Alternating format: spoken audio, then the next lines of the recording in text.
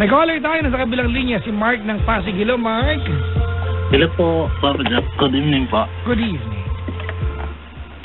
Mark. Po. Pumasok ka sa confession room. Pagkatapos, lumabas ka rin. Hindi akin niya. Kapit bahay. Ay, Mark, ilang taon ka na? 23 po. Taga saan ka? Sa Pasay lang din po ako, pero ang pagtrabaho ko dito po sa One Corporate. Huwag nang banggitin ba mo? Ay. Talaga? Pasay? Saan ka sa Pasay? Sa Vitacross po. Dominga. Sa Dominga? Opo. Lapit-lapit mo din. Punta mo na lang ako dito, bro. Pag walang pasok po. Sa kanto, yung fruit stand, di ba? 7-Eleven, di ba? Pasok ka, kanan ka doon, tama? Opo. Sa kanan may parking lot, tama? Opo. Buntin lakad mo, may clinic. Opo. Oo, ang pangalan doktor sa clinic, Dr. Ray Salinel. Malapit po ako doon. Ano na? Malapit po ako doon. Oo. Isidro po. Okay, tamo? Pag kumaliwa ka, dire-diretso, may palengke doon, di ba? Opo. Okay, tamo na. Pag alam mo kung magkano kilo ng galunggong doon. Hindi mo alam? Alam ko po. Gano?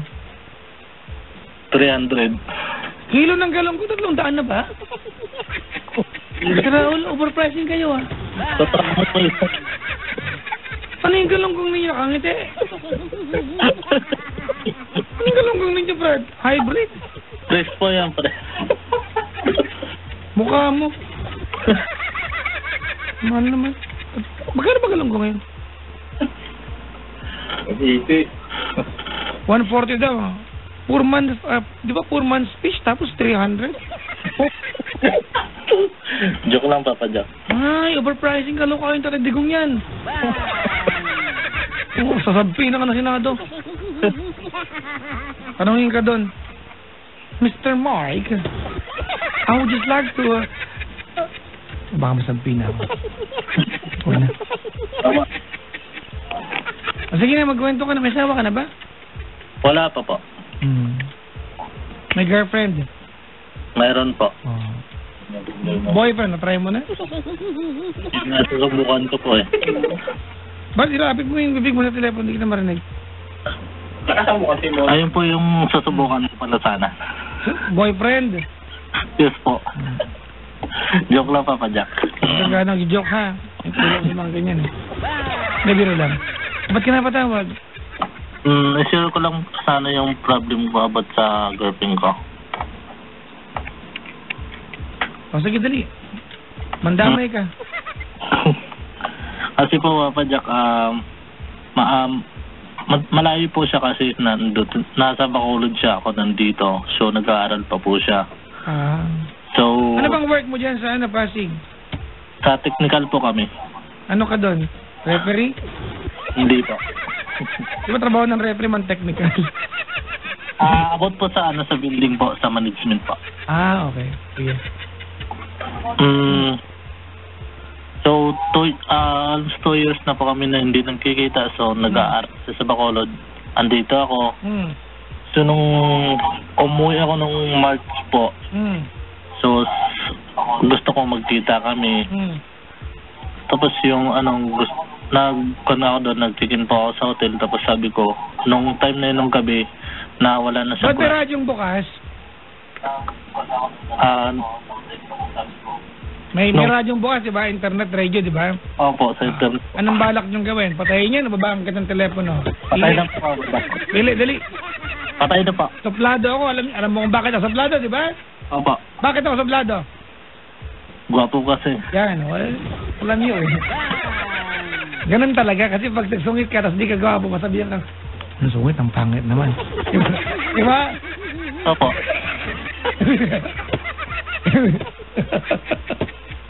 Sige na makinig ka lang sa akin. Tapos? Sometime na yan, sabi ko, magkita po kami. Ayun, hindi po siya nagpakita sa akin. Tapos, wala, hindi nagpakita? Opo. Kahit paramdam, kahit malamig na hangin, gano'n. May kandila, walang paramdam, gano'n? Wala po. Panaghoy, nagparinig mo lang, tulungan mo ako. Patay na patay talaga po. Gano'n, tulungan mo ako, Mark. Nandito ako sa loob ng bigasan. Ang tatakay Gano'n katagal na ba kayo? Almost 3 years na po. Bakit naman hindi nagpakita? Baka may lakad naman, Brad. Yun nga po dahilan niya sa akin. May party daw po sa classmate niya, ganun. Ikaw ba, nagpasabi ka bang uuwi ka? Opo, sinabi ko po yun. So, kumbaga, usapan na natin, magkikita tayo, tapos bigla may party ka, ganun. Opo. Ano nangyari? Ayun po, may party daw sa classmate niya. So, party o tutan niya, Brad? Ayun nga po eh. Tapos? Nung March umuwi po ako doon nung March 18. Okay. March 18 po. Tapos, sabi ko nung time na yun, 3 days po ako dumalapit sa school niya. Sabi ko, sige, antayin ko matapos ang party nyo. The following day, magkita tayo para isama ko siya sa bahay. Sa bahay mo? Malayo pa po sa city mismo eh. Talaga? Apa. Okay. So, sabi ko, at alam niya naman po yun, kasi ang birthday ng kapatid ko, di ba po yun, March 30. So, sabi ko, isasama ko na siya sa bahay, tapos ipakilala ko na siya sa family ko. Okay. Sa birthday. So, nung time na yun, inantay ko siya ng 3 araw. Tapos, ayun, dahil na yun naman, hindi daw siya makauwi kasi busy daw siya sa... Ibig sabihin, yung 3 araw na yun, hindi mo siya nakita? Hindi po. Kahit na kumain lang kasi Jollibee, gano'n, nagpalabok kayo, hindi ka nakita? Hindi po. Kahit na nagbakdo kayo, kumain kayo ng fish fillet, wala? Wala po. Kahit na nag-KFC, kumain kayo ng bucket, wala? Wala? Wala po. Kahit nag-Wednesday, kumain kayo ng bacon mushroom, melt, hindi rin? Wala? Hindi ka nakita? Hindi po. Kahit nag-Max, kumain kayo ng Fiesta Platter, wala? Wala. Kahit nag-Tokyo-Tokyo, kumain kayo ng chopstick. Bakit yung kakahirin yung chopstick? Ay, Brad, pag ganun, delikado na yan. Kasi 3 days lang, hindi nagpakita, no? Ayun nga po, Papa Jack. Anong paliwanag niya? Bakit ganun? Busy daw siya po sa klase niya, saka hindi siya pwede makauwi, ganun. Baka naman totoo yun. Nag-aaral nga naman yung tapos mo kasi iuwi sa inyo. Ano ka, Dean? Yun nga, Papa Jack eh. Siyempre, 2 taon kami na hindi nagkita, di ba? Tapos gusto ko na siya ipakilala. Matagal na kami nag-usap ng Papa Jack na uuwi ako. First time niyo bang magkita nun? Hindi. Pa? First time niyo magkita? Hindi po. Classmate siya simula high school. Okay. So, ibig sabihin, hindi talaga nagpakita sa'yo. May something, no? Sabi niya may something, no? Hindi nagpakita. Kasi pag ganyan, di ba, sabik na dapat yan. Nag-aahay ka ng pag ganyan. Kilay, kilikili, papaganda ng gusto yan, di ba? Kasi magkikita kayo, eh. Inuna pa niyo yung party. Grabe talaga yung party na yan, F yan, party. Parang April, October, ganyan. Nagpalit ka ng spelling talaga. Last week lang, nagugulat kayo. Tapos? Ayun, umuwi ako mag-isa, tapos, nung ang time na yun, hindi pa ako dumiretso ng bahay, Papa Jack. Yeah, mas maloob mo yan, di ba? Opo. Hindi pa Saka dumiretso? Pumunta pa po ako sa Sipalay City po. Anong ginawa mo doon? Nag-stay po muna ako doon sa barkada ko. Nag-rent din ako doon hotel sa may resort lang din po. Tapos inantay ko kasi wala na siya klase Sabado Linggo, so inantay ko na lang. Para magkita kami. Para mga 29 na kami uwi doon para makasama ko siya sa birthday ng kapatid ko. Ayun, may dahilan na naman, ayaw niya pa rin. Hindi daw siya makauwi, ganun, busy daw siya. Pero pag hindi ka man malapit sa kanya, pag nasa Maynila ka, nag-work ka dito, nag-text na nag-reply naman. Opo. Malambing naman. Malambing naman Pero po. pag magkikita kayo, may dahilan. Baka naman nagkakataon lang na may dahilan. Hindi kaya? Hindi naman siguro, Papa Jack. Siyempre, diba? Ang tagal namin din nagkita ganun. Tsaka matagal ko na sinasabi sa kahit kanya. man lang sana nagkita kayo, di ba? Kahit man lang sana pumunta kayo ng Infinity, di ba? Nag-drink kayo ng ano, tea. Siyempre, Infinity yan eh. Ano pa nga bang inumin doon, oh. Di ba? Oo. Oo. Nagpunta kayo ng LBC, gano'n. Pinakay siya sa... Di ba kahit... Nagagawa ko ba? Kahit man lang, di ba? Kahit paano.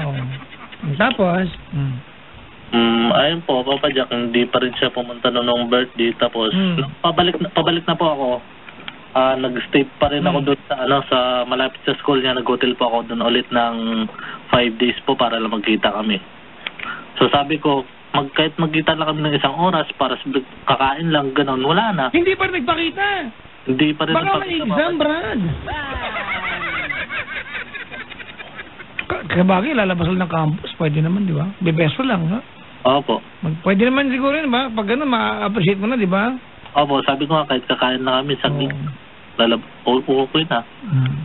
So, wala eh. Wala pa rin. Yung mga gano'n, Brad, hindi ka pa rin nakaramdam? Ano?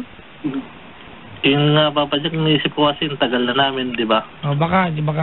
Parang gano'n. Tsaka kilala ko yung mga Papa Jack, mabait naman siya eh. Kasi simula nung, classmate kami, ako lang naging boyfriend nun. Mabait naman. Opo. Baka mabait naman, di ka lang mahal. Baka iba yun eh. Totoo naman, di ba? Lahat na ba, mamahalin ka. Dahil mo naging jowa niya, no? Ito nga ako. Tapos, yung nung, ayun, pabalik na ako dito, wala pa rin, text ko, ayun, ayaw niya pa rin. Busy daw sa kasi may thesis daw sila, ganun. So, ayun, hindi ko na pinilit, bumalik lang ako dito. Tapos nung... may na silang thesis, ganun, sabi. Opo. Anong topic nila? How to be you po, ganun, no? May magandang topic yan, ha? How to avoid your boyfriend from Pasig. Tapos siguro ng grade niya. Tapos nung nandito na ako, so tinawagan ko na siya, inaway ko na siya. Sabi ko maghihiwalay na kami. So lahat na sinasabi ko, sinusumbong niya doon sa pinsan ko na babae. So ako inaaway ng pinsan ko na babae na ganun daw ako, hindi ako makaintindi. Sabi ko lahat inintindi ko naman para sa kanya eh. Ba't ako, kahit sabi ko magkita lang kami doon kahit 1 oras, ba't di niya ginawa yun? Kasi tapos sa akin, nagagalit sa akin mga pinsan ko na babae kasi doon siya nag-i-explain ganun na marami sabi doon na hindi ko daw siya maintindihan na basis sa school niya, ganun. Sabi ko, kahit sa ilang araw ako doon nakauwi lang, kahit 1 oras lang magkita kami, ba't hindi siya pagkita sa akin? Kasi ayaw ko na talaga Papa Jack eh, sabi ko. So hindi ko na alam Papa Jack. Hanggang ngayon Papa Jack, hindi ko siya kinontak. Ayun. Hindi naman. So wala nang paalaman na wala na lang basta ng ano? Opo, wala na po. Pero hanggang ngayon iniisip ko pa rin po siya kasi mahal ko din siya Papa Jack. Siyempre, di ba? Kailan yung huling usap nyo? Yung kahit text man lang? Nung umuwi po ako, nung March pa po. Itong taon na to? Last namin nausap, March 30 po, yung dibo ng kapatid ko. Hindi na rin nagpakita. Opo. Paano yun? Kahit man lang kahit Facebook, mag-friends pa rin ba kayo? Yun nga po, nag-away kami. Bakit? Blinak ka niya? Hindi po, ako nag-block sa kanya. Kasi nagtampo ka? Opo. Ano, balak mo tanong sa akin? Tanong ko lang Papa Jack kung ano ba talaga ang sangkap ng pito-pito? Opo. Naguguluhan din ako. Ano ba talaga yung mga pito-pito na yan? Ilan? Hindi ko na kasi alam Papa Jack kung saan ko ibibintang pito-pito eh. Pinatulan. Kaya ka nakawala ng jowa, ganyan ko eh. Patapos, tinan mo, sabi ni Kevin Bartolomeo, ang gandang thesis daw talaga ng title na yan, How to be you po. Tapos, anong tanong mo? Pamay mo nakakwentuhan yung mga yan. Ayun nga Papa Jack, anong gagawin ko? Ako ba magiging sa kanya ng tawad o... Hindi bro, ganito yung paghingi ng tawad, kung may kasalanan kagawin mo yan. Diba? Yun naman ang purpose ng paghingi ng tawad eh. Ang paghingi ng tawad, mga kaibigan, ay hindi para yan sa mga taong galit sa atin. Para yan sa atin, para maluwag ang ating pamumuhay. Pag-aamin nyo na may kasalanan tayo at nagbibigay tayo ng pagkakataon sa sarili natin na matuto sa nagawa nating pagkakamali kasi kaya natin inaamin. Yun. Pero wala ka namang ginawang pagkakamali sa kanya, ba't kayo hingi ng tawad? Diba? Ano, tindera? 15, siyati na lang. Tingin tawad. O, pinapatawad na kita, ganon. Hindi mo yung punto. Opo. Ang sabi ko dito, Brad, hindi naman siguro yung paghingi ng tawad ang issue dito. Ang issue dito, ayaw na niya. Baka, kasi maliwanag naman, iniiwan ka na niya. Hindi lang niya siguro kayang sabihin sa'yo na ayaw na niya. Hindi lang niya kayang sabihin sa'yo, tapos na ang lahat sa atin, ayoko na. Kasi maliwanag naman umuwi ka ng Bacolod para puntahan siya, nag-check-in ka malapit sa school niya para makita siya. Ni 30 minutes, hindi ka niya napagbigyan? Hindi po. Maliwanag, Brad. Umiiwas na siya. Hindi lang niya siguro kayang tignan ka sa mata at sabihin sa yung Mark, tapos na tayo, ayoko na, maramdaman mo sana. Nagets mo yung point? Opo. Pero maliwanag naman.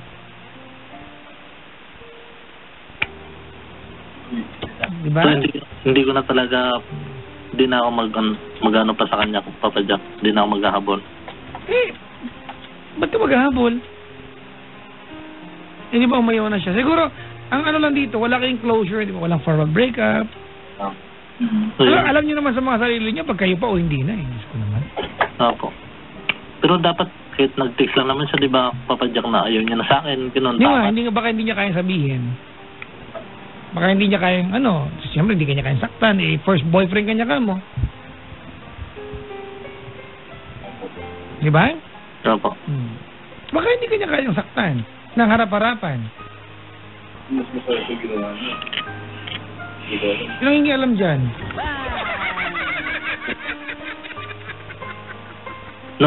Bakit siya nagtitig sa mga pinsan ko na ganun, Papa Jack? Brad, ibang tao. Ibang tao yan eh. Hindi naman sure yung jowa mo. Bakit ang sabi ng pinsan mo? Ako po yung sinisisi nila na... Pero naman lagi pa nagkwentuhan yung mga tao na kapag hiwalay o nang iwan eh. Pabiktim. Tama? Opo. Pabiktim naman lagi. Pero 3 years kayo, di ba? Opo. Ano na lang, Brad, kung magkakaroon ka ng pagkakataon, if you will have the chance to talk to her and say proper goodbye, afford mo yan for yourself, gawin mo. If not, Brad, ikaw mismo, ilagay mo sa utak mo na iwalay na kayo. Marami ng tao, mga kaibigan, ng tumanda na lang ng may sama ng loob at may bagahe sa buhay, may bitbiting mabigat kasi ang mindset, wala kaming closure, hindi pa kami break. Hindi dahil hindi ka nag-usap na mag-iwalay kayo, hindi kayo hiwalay. 10 taon na po yung nakalipas, grabe. Wala pa rin kaming closure. Magigiyawa na ba ako ng iba? Sungangain kita dyan.